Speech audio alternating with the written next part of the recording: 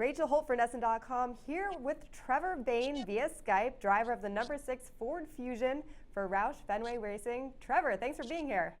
Yeah, thanks for having me today.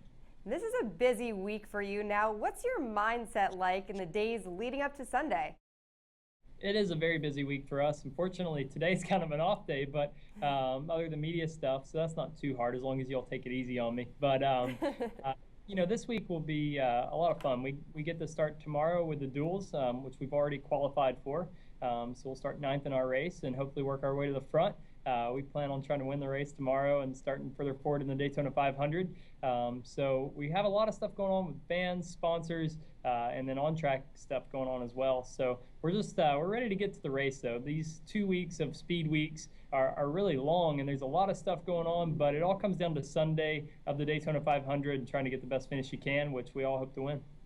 Now, you've been there before. In 2011, you were the youngest ever winner of the Daytona 500 at just 20 years old. Now, as we head into the 2017 race, can you reflect on that feeling of being so young and accomplishing such a big feat?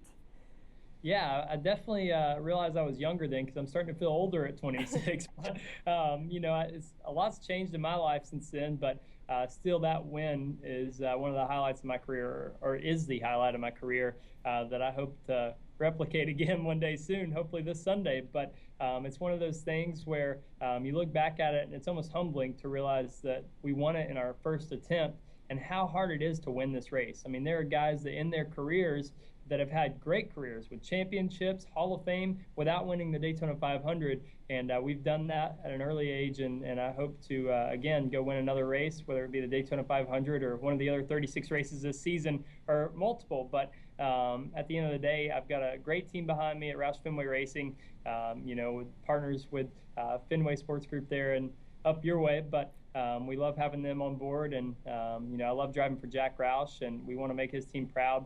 I've got a lot of partners that are pulling for us with Advocare, Liberty National Life Insurance, and Performance Plus Motor Oil, and we want to go and run well for them and get Jack back to victory lane.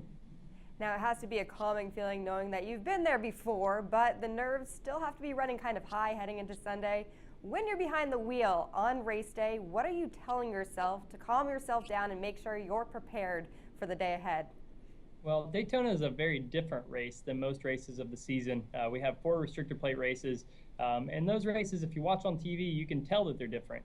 Basically, all the cars are in a wad driving around the racetrack. There's 3 wide, 10 rows deep, sometimes more than that, sometimes 4 wide, and you can tell that the draft is really big, and it kind of keeps us all close. And if one person makes a mistake, it can ruin your day in a hurry. So you're going, over 200 miles an hour, and one person makes a wrong move at 3 wide, and everybody's wrecking. So we have the big one here sometimes, but that's why it's always best to kind of get to the front and stay there. For me, preparation for this race is a little different as well. Daytona is not a physically grueling race. It's more of a mental race. So as I go through that race, I have to make sure that I'm keeping myself in the best spot I can, which in my opinion is at the front. You're behind less guys that might make a mistake and wreck you. So we want to get to the front, but you also have to pace the race. And what I'm telling myself is just be patient.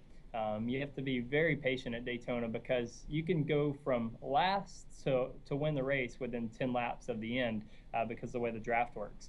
At a race like Atlanta that we'll go to in a couple weeks, you can't necessarily do that. You need to be up front the whole day. You've got to race hard every single lap. The draft isn't there, so it gets more spread out, and it's more of you against the racetrack versus you and everybody else. So, you have to just look at each weekend for what it is, and Daytona is very special.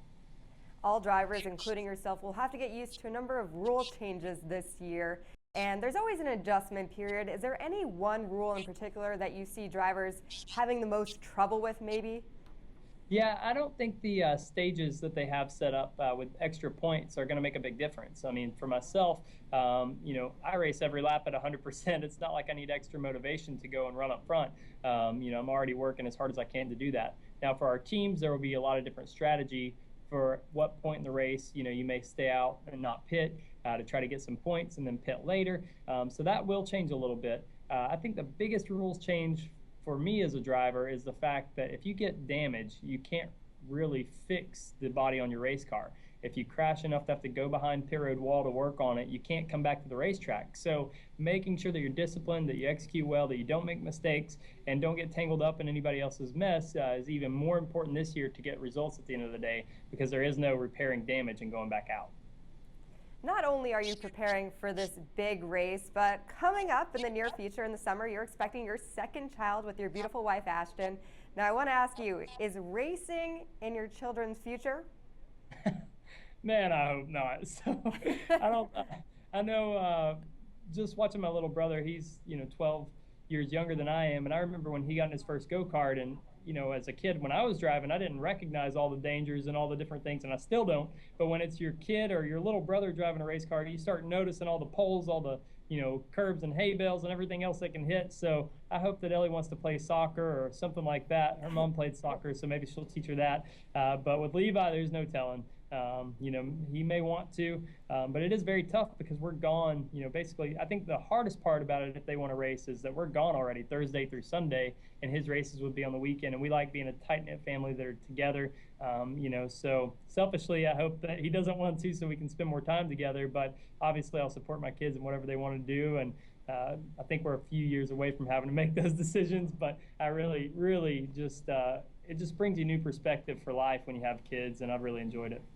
A man who lives a very fast-paced life. We're wishing you the best of luck on Sunday. Thanks so much for joining us. Thank you.